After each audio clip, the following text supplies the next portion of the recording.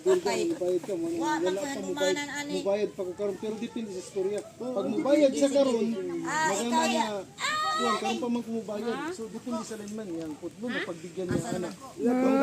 Grabing bunga.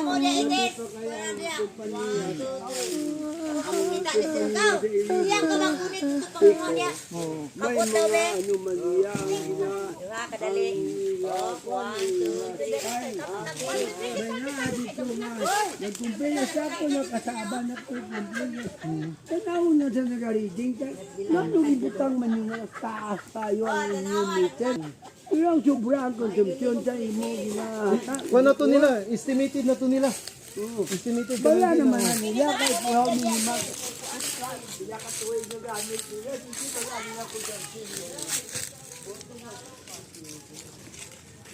Okay na dito. Usa ka mo lang.